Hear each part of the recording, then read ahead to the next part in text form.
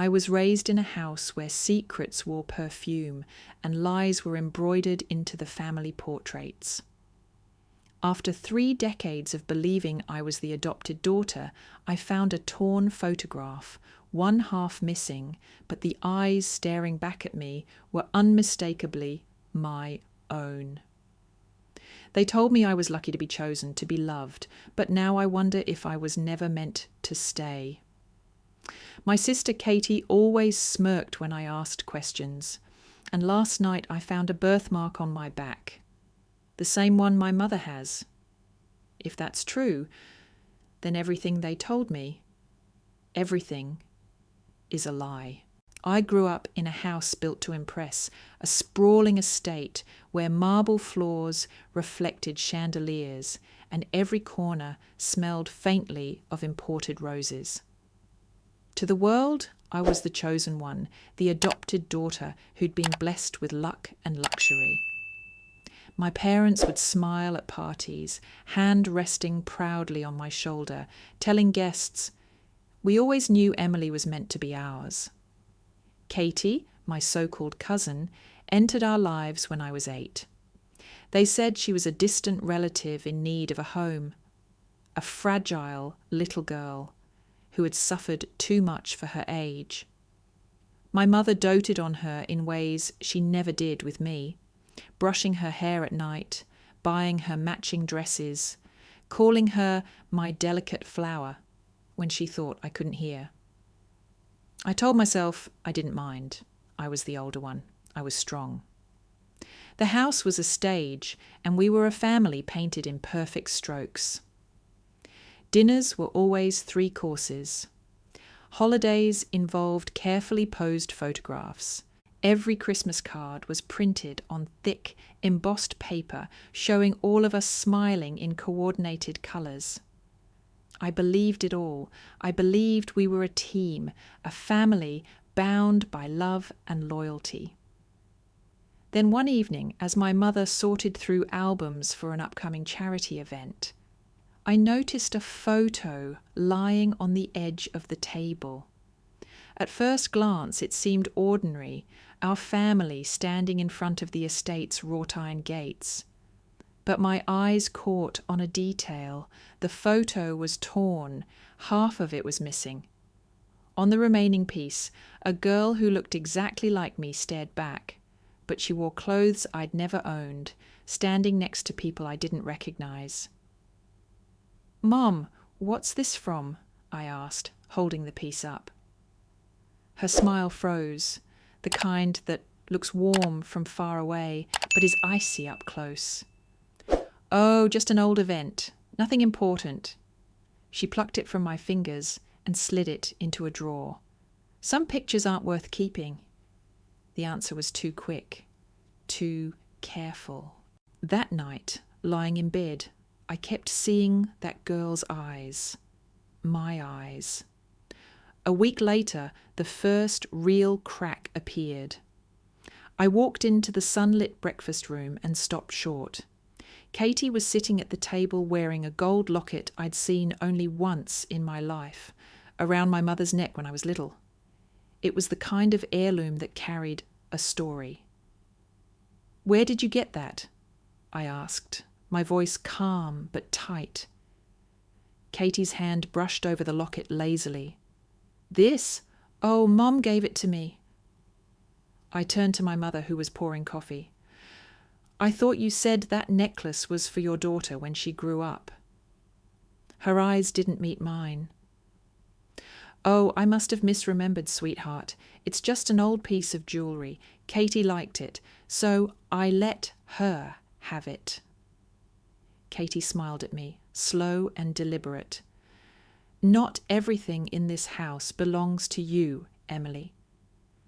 It was meant as a joke, but the way she said it felt sharper than glass. I tried to laugh it off, telling myself I was imagining the undercurrent in her tone. But over the next few days, her comments grew bolder. "You always act like you're in charge," she'd say, leaning against my doorway. "It must be exhausting, pretending this is all yours." One afternoon I caught her in the study, fingers skimming over my mother's antique desk. She looked up at me, smirking. "You should really learn to share. It makes life easier." The unease that had been building inside me for years began to settle into something heavier. Later that night, I passed Katie's room and heard the muffled sound of her voice. I paused, leaning closer to the door. "She doesn't suspect a thing," Katie whispered into her phone. A pause, then a laugh. "Yes, the plan is working perfectly. She still thinks she's the lucky one." My stomach tightened. My hand trembled against the doorframe. What plan? Who was she talking to? And most importantly, what didn't I suspect? It started as whispers. One afternoon, I was walking past my mother's study when I heard her voice, low and clipped, like she was slicing each word before letting it out. "We just need to get through the will reading. After that, everything will be settled." I froze.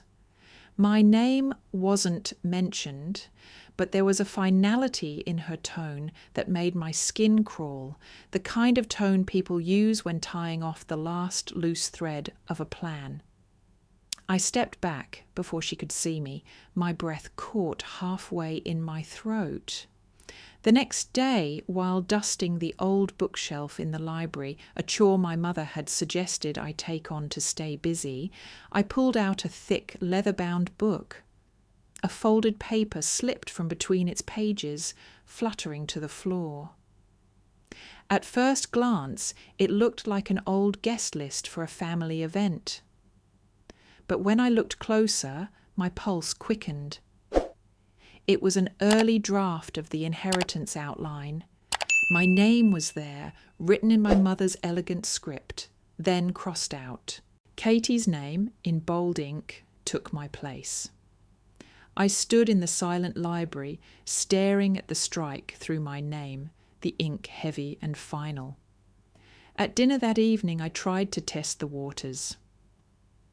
"So, the will reading," I began, my voice carefully casual. "Is there anything I should know?" My father, who usually talked freely about his investments, suddenly shifted the conversation to politics. "Did you see the mayor's speech?" he asked, eyes fixed on his plate.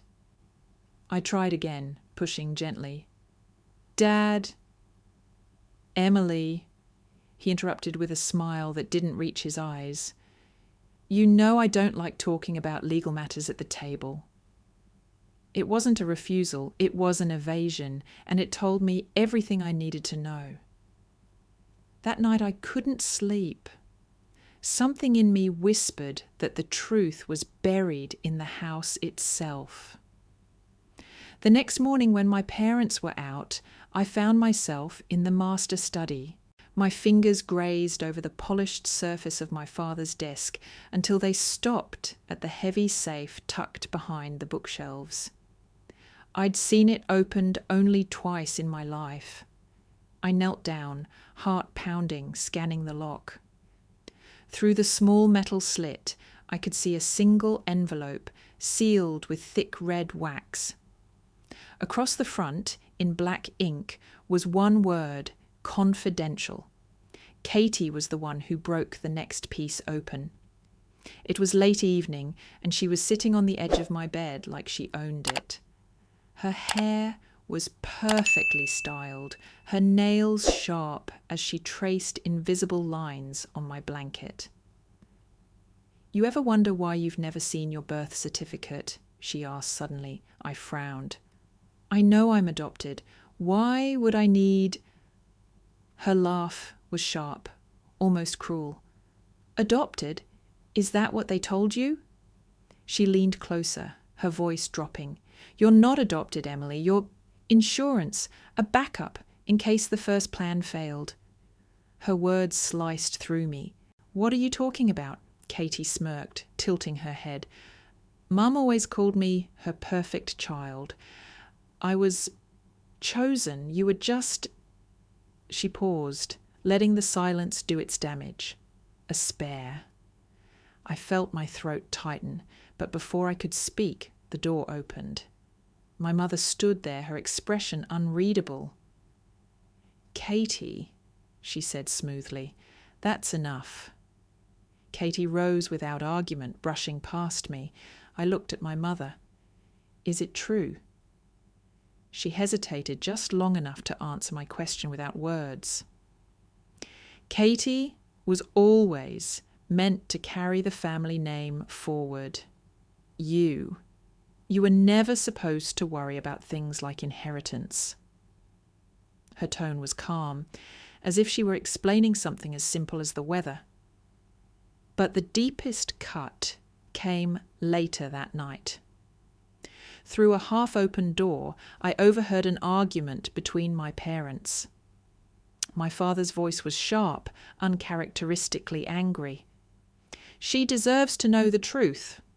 My mother snapped back. "You know she can't. Not now. Not with everything at stake. And you, of all people, should be careful. Katie isn't even yours."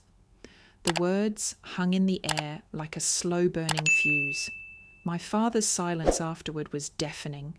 I went back to my room, my pulse racing, my thoughts tangled. I sat on my bed, the weight of their words pressing down on me. Then my phone buzzed. A text from an unknown number lit up the screen. "They won't stop. Get ready." I stared at the message, my breath shallow. Whoever sent it knew more than I did, and they weren't wrong. I knew they were trying to erase me the moment I saw the envelope. It was cream-coloured, thick, with my name typed in bold black letters across the front. My mother handed it to me in the living room, her smile strained, like a porcelain doll on the verge of cracking. "This is for your future, Emily," she said softly, as if what she was offering was love. Inside were 2 documents.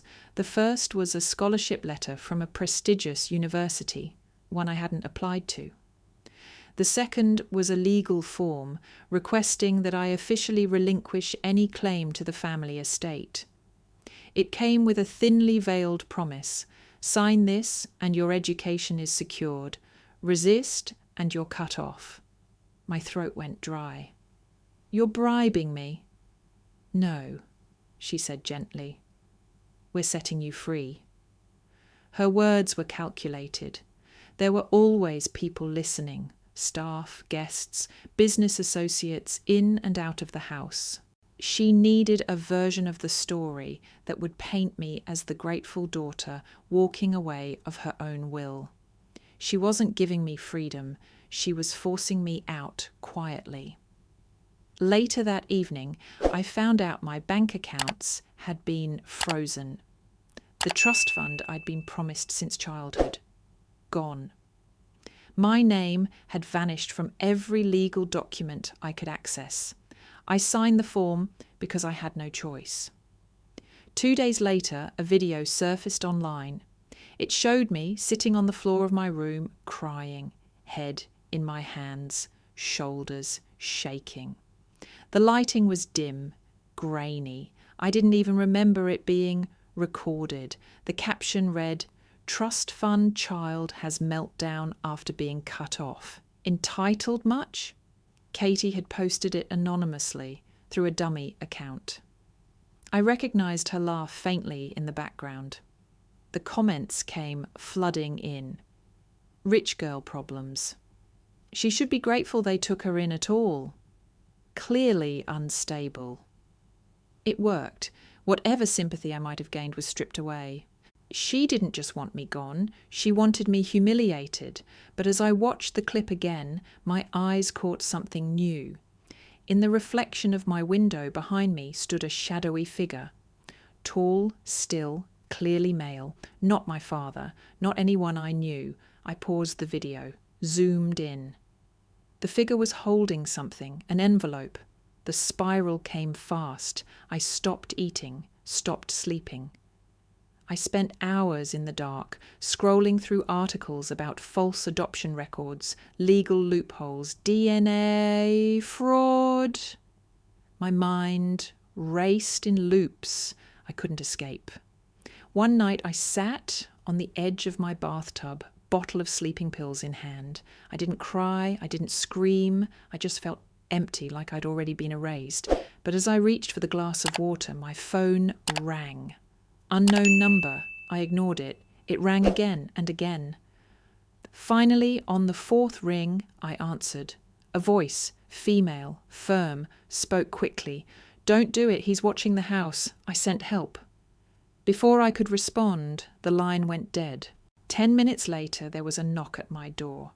A man in a grey hoodie stood there, no words, just handed me a sealed envelope and walked away. I opened it with trembling hands. Inside was a single sheet of paper, printed in bold type. "The truth will save you, but it will destroy them." Attached was a second envelope, handwritten, my name, my date of birth. I opened it slowly. It was a birth certificate. My birth certificate, my real one. Mother's name, unknown. Father's name, redacted. Hospital. A small private clinic in New Mexico. Amendment filed when I was 10 years old. Name of legal guardian added, Linda Whitmore, my supposed mother. I stared at the document for what felt like hours. I remembered being 10. That was the year I had the seizure. The year I missed school for weeks. The year Katie moved in. The timing wasn't a coincidence. I flipped the page and noticed something even stranger. 2 smudges in the corner where another name had been erased. Carefully, legally. This wasn't just about hiding where I came from. It was about rewriting who I was. I held the document against my chest and tried to breathe. This wasn't about inheritance anymore. This was about identity. I'd been living in a world built on a lie. And someone had just handed me the first thread. Now it was my turn to start pulling. The birth certificate burned in my hands like a live wire. For days I stared at it, hoping I'd find a mistake, a smudge, some proof it was forged. But the truth was clear now. My life, my family, everything I believed had been built on fabrication. Every birthday dinner, every "we love you," suddenly felt like lines from a well-rehearsed play.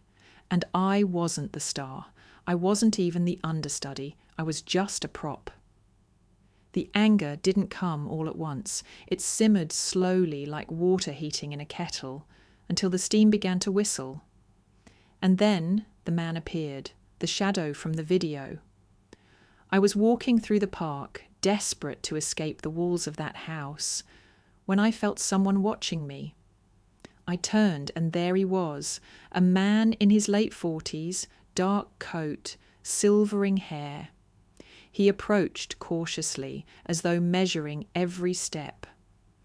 "Emily," he said, voice calm, "you don't know me, but I've known you since you were a child." My stomach tightened. "Who are you?"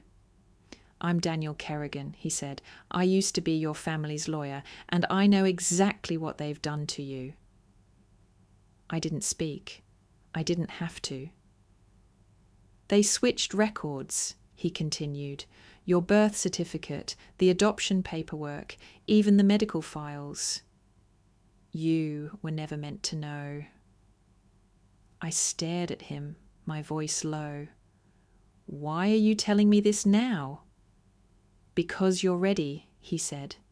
Then, with a weight in his words that made my chest tighten, "If you're ready, I can help you. But once you start, there's no going back." For the first time in months, I felt something sharp and alive under my skin. I wasn't going to be their victim anymore. I was going to be their reckoning. That night I began my plan. I started small. I combed through my emails, texts, every digital scrap I'd collected over the years.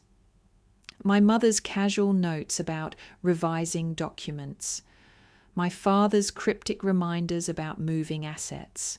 Katie's smug messages hinting at secrets I wasn't meant to know. Then I went deeper. Daniel helped me discreetly request copies of the will drafts from the firm where he used to work. I found discrepancies in the dates, signatures that didn't match, sudden amendments filed right after Katie entered the family. The pieces started to form a picture, a carefully crafted image of a perfect family hiding a brutal truth beneath the surface. And then came Katie. I invited her to coffee, my voice syrup-sweet on the phone. "I miss you," I lied. "I hate that things have gotten so tense. Can we just start over?" She agreed too quickly. We met at the quiet corner table of a cafe. I had a small recorder hidden in my purse, its red light blinking. Katie arrived in designer sunglasses and an expression that screamed victory. She leaned in, all false warmth. "I knew you'd come around, Emily. You were never really cut out for the spotlight anyway." I smiled tightly. "Funny you say that. You've always been the chosen one, right?" Katie sipped her latte, smirk curling. "Of course, I was made for it." Her choice of words made me pause. "Made," I repeated. She laughed softly, almost to herself. "Don't tell me you still believe the story. You think I'm some flawless miracle? Please. Mom just needed someone who looked the part. I was engineered to fit the image." The words sank into me like stones. "So you're not the perfect heir?" she interrupted. "No, but I play the role better than you ever could." I leaned back, masking my racing thoughts.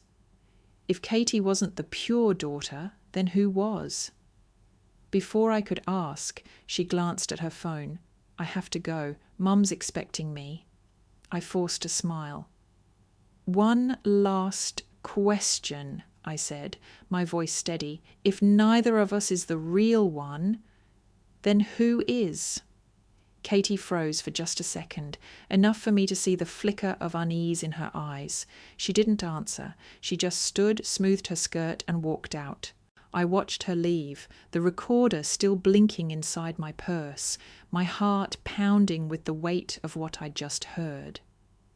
Back at home, I played the recording again, over and over. Katie's voice was clear, her words undeniable. This wasn't just about me. It wasn't even just about Katie. It was about someone else, someone out there who was the real heir. And if I found them, the entire facade my mother had built would come crashing down. The invitation to the family meeting arrived in an ivory envelope with the Whitmore crest stamped in gold. It was meant to be another staged event, a formal gathering to assure the extended family and shareholders that everything was fine. Everything was not fine. When I stepped into the grand dining hall, the air was heavy with forced smiles. Aunts and uncles, board members, even old family friends sat around the massive oak table. Katie was already there, wearing a pristine white dress, all innocence and grace. My mother sat at the head, polished as ever, while my father avoided my eyes. I didn't sit. I placed my bag on the table, unzipped it, and set my phone down. "I have something everyone needs to hear." The room went quiet. I tapped the screen, and Katie's voice filled the hall. I wasn't the perfect heir. I was just engineered to fit the image. Gasps rippled through the room. My mother's eyes widened. Katie's face drained of colour. Before the murmurs could settle, another voice, my mother's, played. Katie was always meant to carry the family name forward. Emily. She was never supposed to worry about inheritance. The silence afterward was suffocating. "Care to explain?" I asked, my gaze fixed on my mother. Her mouth opened, then closed again. She looked smaller than I'd ever seen her. And then the doors to the dining hall swung open. A man stepped inside, tall, gaunt, his clothes worn but clean. He looked around the room, his expression tight with discomfort. "This is insane," someone muttered, but I couldn't take my eyes off him. Daniel, the former family lawyer, stepped forward. "Everyone, this is Matthew Lane, the biological child of Linda Whitmore." The room erupted. I could barely hear over the shouting, accusations, questions, disbelief. My mother's face went white. "This is ridiculous," Katie snapped, standing. "You can't just—" "It's true," Daniel cut in. "DNA tests confirm it." He was given up quietly to protect the Whitmore image, while Emily and Katie were presented as the heirs. The tension snapped. Board members stood, demanding explanations. Aunts whispered furiously to each other. Phones came out, cameras clicked. And just like that, the perfect facade cracked. News travelled fast. By the time the meeting ended, the media was already camped outside. The Whitmore legacy was no longer a glamorous dynasty, it was a scandal. As chaos erupted around me, my mother swayed in her seat. Her hand gripped the edge of the table before she collapsed. I rushed forward, but before she fully lost consciousness, her lips brushed my ear. "Everything is not what you think," she whispered. Then she went still. The fallout was immediate. News outlets ran the story 24/7. Whitmore. Ear revealed to be imposter flashed across every channel. Katie's image as the perfect daughter shattered. Brands dropped her as an ambassador. The extended family cut off communication, disgusted by the years of lies. Board members resigned. The Whitmore name was now synonymous with deceit. I thought that was the end of it, until Daniel called me. "There's something you need to know," he said. We met in his office, papers spread across his desk. He slid a folder toward me. "Your mother wasn't just protecting Katie, she was protecting herself and your father." I opened the file. Inside were old legal documents, letters and photographs. "Your father," Daniel continued, "isn't who you think he is. The man you call your father is legally your guardian. Your biological father was part of a corporate scandal that nearly destroyed the Whitmore empire decades ago. If the truth had come out, the entire family fortune would have been seized." I stared at the papers, my hands cold. The pieces of my life kept shifting, the ground beneath me never settling. Before I could respond, there was a knock at the door. A courier stepped in, placing a small envelope on the desk. "For Emily," he said, then left. I opened it cautiously. Inside was a velvet pouch. My fingers closed around something cold and smooth. I pulled it out. A gold locket, identical to Katie's, but on the back, engraved in delicate script, was my name. The Whitmore estate felt smaller the day I left, as if the walls themselves had shrunk now that the secrets were out. I didn't take much, just a suitcase, my documents, and the locket with my name on it. For the first time in years, there was no one watching, no one correcting my posture, no one deciding how I should present myself. I breathed air that wasn't perfumed with curated lies. I moved into a modest apartment on the other side of the city. It was small, sunlit, with creaky floorboards and paint peeling in the corners. But it was mine. No staff, no cameras, no manipulation. Freedom wasn't loud, it was quiet, and I embraced it. But the Whitmore scandal wasn't done with me. 2 weeks after I left, the media uncovered more. Old court documents, sealed agreements, and photographs from decades ago. The name of my biological father made headlines. It wasn't a businessman. It wasn't a politician. It was a man who'd been a whistleblower in one of the most notorious corporate scandals of the century. A man who had disappeared after testifying, rumoured to have been paid off to vanish. The news cycle exploded. Everyone wanted a statement from me. Lawyers approached me about joining the legal battle over the Whitmore fortune, claiming I had a right to a portion of it now that my parentage was public. I refused. I'd spent my whole life being a pawn in someone else's game. I wasn't going to play anymore. Instead, I started a podcast. I didn't call it The Whitmore Story. I called it The Long Road Home. It wasn't about scandal. It was about recovery. I talked about manipulation, gaslighting, the quiet cruelty of favoritism. I interviewed people who had walked away from toxic families and built new lives.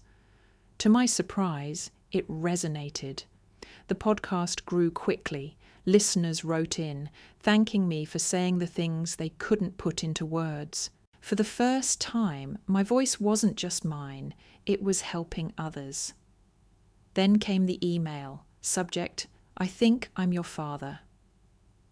The message was short. "Emily, I don't know if you want to meet me. I didn't know you existed. I left before you were born. But I've followed the news and I think we should talk. I'll be at the old train station Thursday at noon. If you don't come, I'll understand." I read it 5 times, my heart pounding. Thursday came. I stood at the station, my hands shoved into my pockets. The air smelled faintly of rust and rain, and then I saw him. He was older than I imagined, his hair silver, his face lined, but his eyes, there was something in them, recognition. "Emily?" he said, his voice unsteady. "Yes." He swallowed hard. "I had no idea. I never knew Linda kept you. She told me there was no child." Something in my chest cracked, but it wasn't pain, it was release. We talked for hours about his life, about the choices he'd made, about the lies that had kept us apart. And for the first time, I realized that my story wasn't ending, it was shifting.